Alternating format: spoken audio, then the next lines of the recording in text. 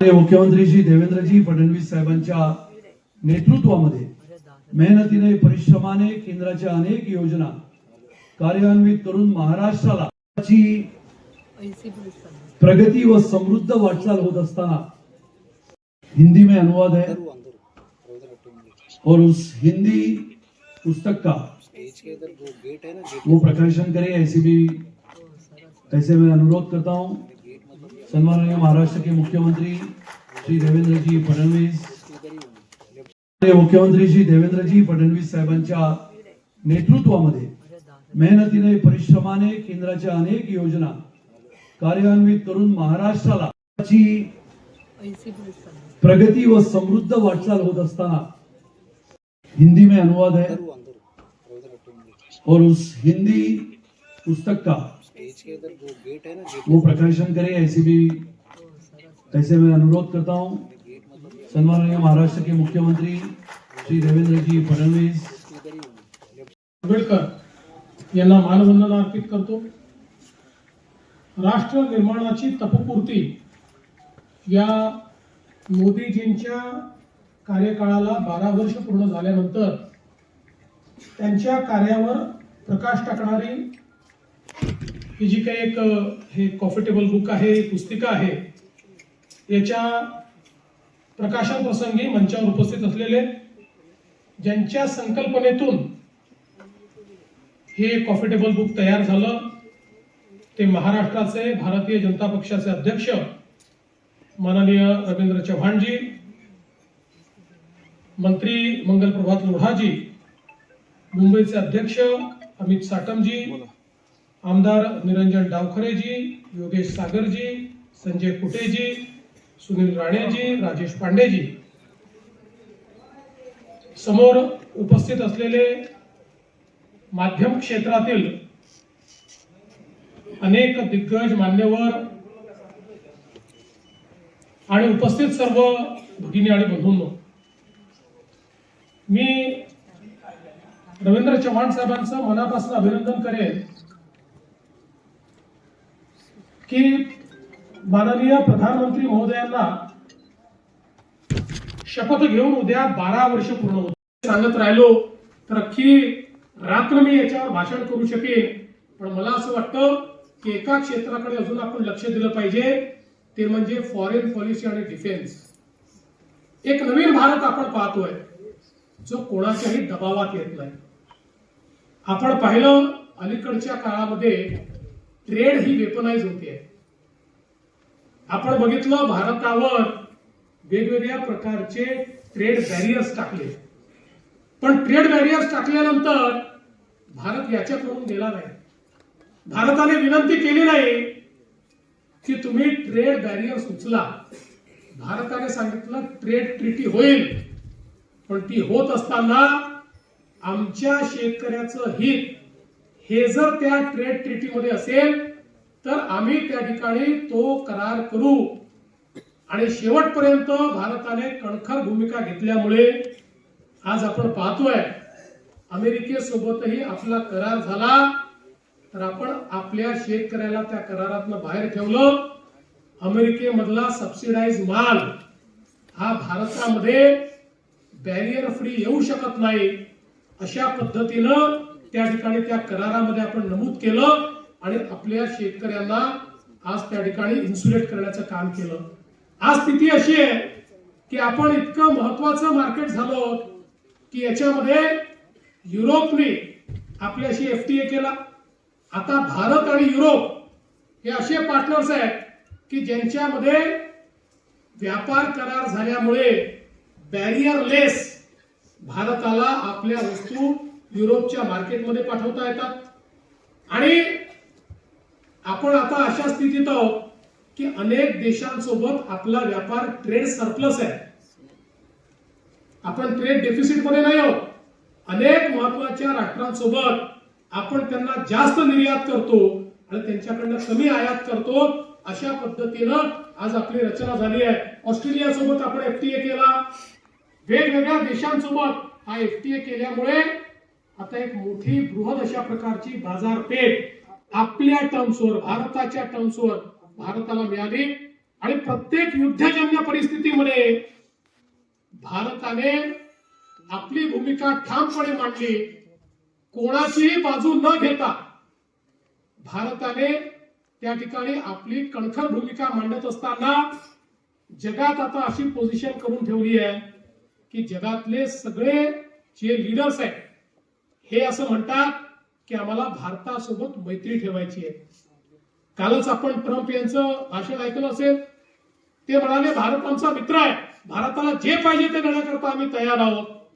जगामध्ये अमेरिका असो, रशिया असो, युरोप असो, अगदी ज्यांचे युद्ध चालले आहेत ते रशिया आणि युक्रेन असो किंवा अमेरिका, इस्रायल आणि इराण असो, हा प्रत्येक देश म्हणतो आमचा विश्वास भारतावर आहे, आमची मैत्री भारताशी आहे. आणि आजच मी एका फोरमच्या काही लोकांशी बोलत होतो. त्या फोरम मध्ये देशातले काही उद्योगपती होते. ते सगळे उद्योगपती म्हणत होते की आज उद्या जेव्हाही हा वॉर समाप्त होईल त्यावेळी भारत इतक्या युनिक पोझिशन मध्ये आहे. भारताने या सगळ्या परिस्थितीमध्ये जी भूमिका घेतलेली आहे त्या भूमिकेमुळे आता एकदा वॉर जेव्हा स्टॉप होईल त्यानंतरचा जो काही इकॉनॉमिक राईज आहे त्याच्यामध्ये भारताला अत्यंत प्रमुख भूमिका मिळेल. मला असं वाटतं की ही जी एक कणखर अशा प्रकारची भूमिका आणि भूमिका दाखवत असताना ऑपरेशन सिंदूर सारखं ऑपरेशन की ज्याच्यामध्ये भारताने आपली सामरिक शक्ती ही दाखवून दिली. कारण आपल्याला माहिती आहे भारत केवळ पाकिस्तानशी युद्ध लढत नव्हता. भारत हा एक प्रकारे चीनशीही सुडो वॉर लढत होता. कारण पाकिस्तानला शस्त्रास्त्र आणि सगळ्या प्रकारची लॉजिस्टिकल मदत ही चायना देत होतं. सगळा त्या ठिकाणी खर्च जो काही असेल त्यामध्ये आपल्याला कल्पना आहे की तो कुठून येत होता हे सगळ्यांना माहिती आहे. पण भारताने दाखवून दिलं की भारतामध्ये तयार झालेले जे इक्विपमेंट्स आहेत, भारताचे ड्रोन्स, भारताचे जे काही मिसाईल्स, याची शक्ती आपण दाखवून दिली. आणि अक्षरशः प्रिसिशनने जे काही त्या ठिकाणी त्यांच्या युद्धाची विमानं होते, एअर बेसेस होत्या, त्या नष्ट करण्याचं काम आपण हे करून दाखवलं. दुसरीकडे त्यांनी त्यांच्या चायना मेड अशा प्रकारचे हजारो ड्रोन्स, मिसाईल्स सगळे आपल्यावर टाकले. एकही ड्रोन आणि एकही मिसाईल भारतावर यशस्वीपणे मारा करू शकला नाही. आपल्या एअर डिफेन्स सिस्टीमने हवेतच हे सगळं त्या ठिकाणी मारून काढलं. हा जो काही विस्तार आहे हा केवळ घोषणांनी झालेला नाही. त्याला त्याच्या पाठीमागे एक मोठी विस्तृत स्ट्रॅटेजी, त्याच्या पाठीमागे विकासाचा अजेंडा हा मोदीजींनी उभा केला. आणि मग इन्फ्रास्ट्रक्चरचा सेक्टर असेल तर इन्फ्रास्ट्रक्चर मध्ये मोदीजींनी भारतमाला असेल किंवा त्या ठिकाणी वेगवेगळ्या प्रकारचे प्रोजेक्ट्स असतील, यातनं सागरमाला आणि भारतमालाच्या माध्यमातून देशामध्ये रोडचं एक मोठं नेटवर्क उभं केलं. आणि इतक्या मोठ्या प्रमाणात देशामध्ये दळणवळणाची साधनं उभी केली. रोड्स आणि ब्रिजेस आणि टनेल्स याच्या माध्यमातून एक इन्फ्रास्ट्रक्चरचा इतका मोठा कार्यक्रम आपल्या देशाने हातात घेतला. आणि गतिशक्ती प्लॅटफॉर्मच्या माध्यमातून देशामध्ये लॉजिस्टिकची कॉस्ट कशी कमी करता येईल हा पहिला प्रयत्न त्यांनी हातामध्ये घेतला. आपल्याला जर विकसित अर्थव्यवस्थेकडे जायचं असेल तर लॉजिस्टिकची कॉस्ट या देशामध्ये 16% होती, ती 8% आल्याशिवाय आपण जगातल्या देशांची स्पर्धा करू शकत नाही. आणि म्हणून रोड, पोर्ट, एअरपोर्ट, रेल्वे या सगळ्या इन्फ्रास्ट्रक्चर मध्ये गुणात्मक आणि संख्यात्मक बदल आणण्याचं काम हे मोदीजींनी करून दाखवलं. आणि आज आपण पाहतोय आता 16%वरनं आपण 11% आलो. हळूहळू 8%वर ज्यावेळेस आपण जाऊ त्यावेळी जगाच्या सप्लाय चेन मध्ये एक महत्वाची भूमिका हा भारत या ठिकाणी निभवेल किंबहुना चीनशी स्पर्धा करताना आपला सगळ्यात मोठा बॉटलनेक हा लॉजिस्टिक कॉस्टचा होता, तो हळूहळू संपतोय आणि तो 8% आल्यानंतर जगामध्ये सप्लाय चेन रिप्लेसमेंट हे जे चाललेलं आहे त्यात सगळ्यात महत्वाचा प्लेयर हा भारत असेल. आपल्याला माहिती आहे सीमावर्ती क्षेत्रामध्ये काश्मीर सारख्या भागामध्ये नॉर्थ ईस्ट मध्ये जिथे लोकांनी रस्ताही पाहिला नव्हता, रेल्वेही पाहिली नव्हती, तिथे रस्तेही पोचले, रेल्वेही पोचली. किंबहुना मी ज्यावेळेस लडाखला गेलो होतो आणि तिथल्या नॉर्दर्न कमांडच्या कमांडिंग ऑफिसरशी चर्चा करत होतो त्यावेळी त्यांनी सांगितलं दोन सरकारमधला विचार करण्याच्या पद्धतीतली भिन्नता काय आहे. तर म्हणाले जुन्या काळातल्या सरकारला युपीएच्या आम्ही सांगत होतो की चायनानी बॉर्डर पर्यंत इन्फ्रास्ट्रक्चर आणलेलं आहे. चायनाच्या सोबत वॉर झाला तर त्यांची मुवमेंट जी आहे लॉजिस्टिक मुवमेंट ही ते 24 तासात करू शकतात, 48 तासात करू शकतात. आम्हाला मात्र 7-8 दिवस लागतील कारण आपलं बॉर्डर इन्फ्रास्ट्रक्चर तयार नाहीये. त्यामुळे युपीएचं सरकार म्हणायचं की आपण जर ते केलं तर चीनला त्याचा फायदा मिळेल. आता चीनला आपल्या देशामध्ये एंट्री करून आपल्या देशात येण्याकरता रस्तेच नाही, ते तर बॉर्डर पर्यंतच रस्ते घेऊन आले आहेत. आपण रस्ते केले तर त्याचा फायदा चीन घेईल आणि म्हणून रस्ते करायचे नाहीत असा निर्णय त्या सरकारने केले होता. ते म्हणाले आताच्या सरकारने ज्या प्रकारे बॉर्डर इन्फ्रास्ट्रक्चर तयार केलाय चीनला तरी 24 तास लागतील, भारत 12 तासामध्ये त्या ठिकाणी मोबिलायझेशन करू शकतो. अशा प्रकारचं काम आज भारताने केलेलं आहे. आणि म्हणून एकीकडे इन्फ्रास्ट्रक्चर बॉटलनेक्स दूर केले.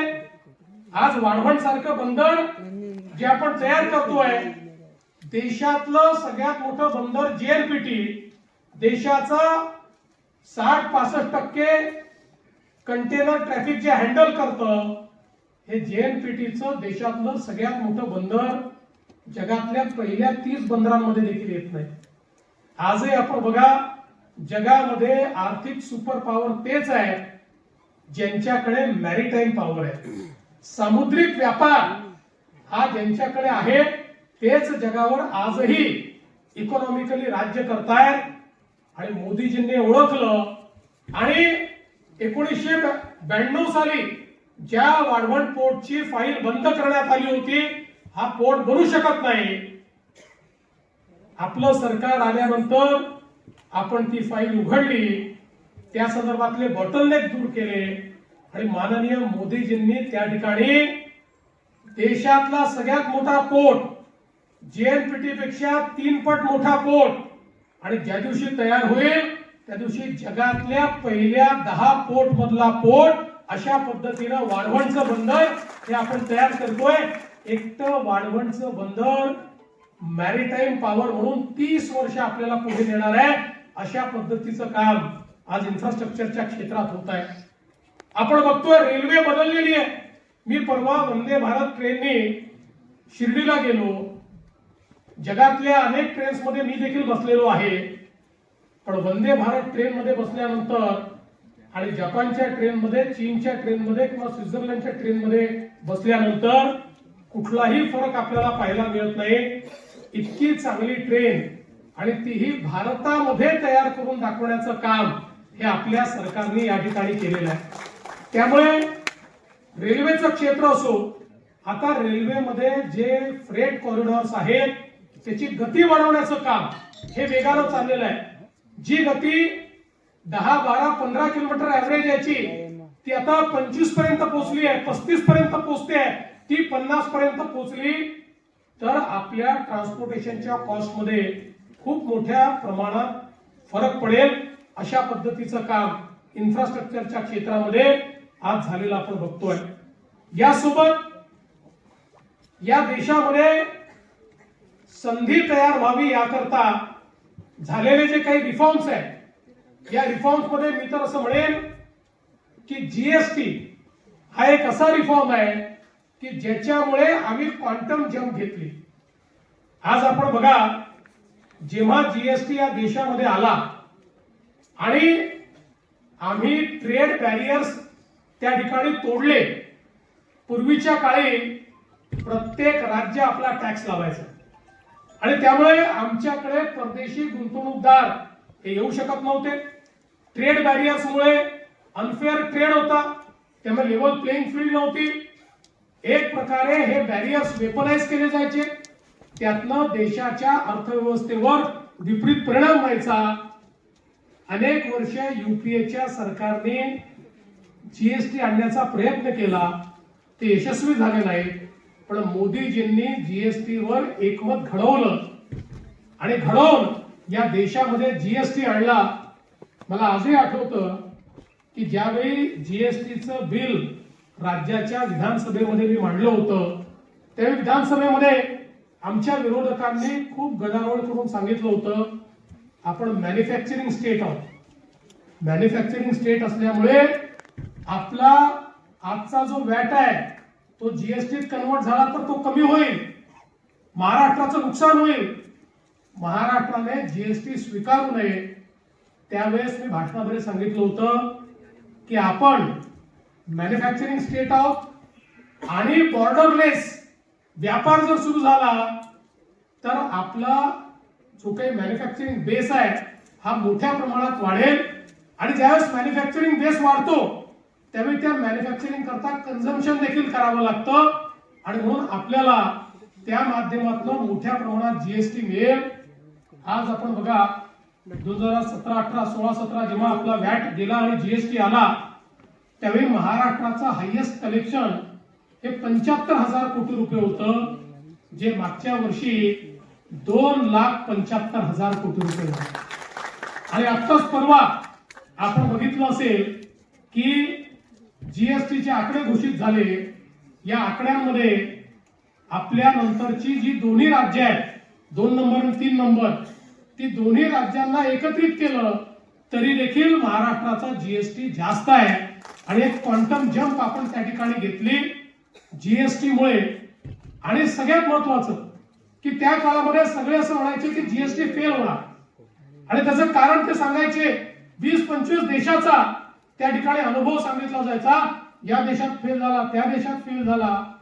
पण मोदीजींनी जीएसटी तयार करताना या देशातली सगळ्यात मोठी क्रांती जर काही केली असेल तर जीएसटीएनचं नेटवर्क. जीएसटीएनचं नेटवर्क हे डिजिटल इंडिया मधलं एक असं क्रांतिकारी पाऊल आहे. एक अशी ही मी तर असं म्हणेन की जादुई नेटवर्क आहे की ज्याच्यामुळे आज बघा जीएसटीएन मध्ये जीएसटी भरणाऱ्यांचा बेस, वॅट भरणारे जे लोक होते त्याच्यापेक्षा 5 पट लोक वाढले. पण जीएसटीएन मुळे सीमलेसली कुठलाही त्या ठिकाणी ह्युमन इंटरव्हेन्शन न करता आज जीएसटी भरता येतोय. आणि नेटवर्क असं आहे की त्या नेटवर्क मध्ये जीएसटी भरल्यानंतर केंद्राचे पैसे थेट केंद्राला जातात, राज्याचे पैसे थेट राज्याला येतात. कुठेही केंद्र आणि राज्य एकमेकांवर अवलंबून नाही. अशा पद्धतीनं जीएसटीएनचं नेटवर्क हे त्या ठिकाणी तयार करण्यात आलं आणि म्हणून आज भारत हा या जीएसटी मुळे एक सिंगल बाजारपेठ झाल्याबरोबर मोठ्या प्रमाणात परदेशी गुंतवणूक सुरू झाली. अर्थात त्याचाही फायदा महाराष्ट्राला सर्वात जास्त झाला, कारण देशात परदेशी गुंतवणूक तर 5-7 पटीने वाढली, पण येणाऱ्या गुंतवणुकीपैकी 40% गुंतवणूक ही एकटे आपल्या महाराष्ट्रात यायला लागली. त्याचा सगळ्यात मोठा फायदा आणि बेनिफिशियरी आपला महाराष्ट्र आहे.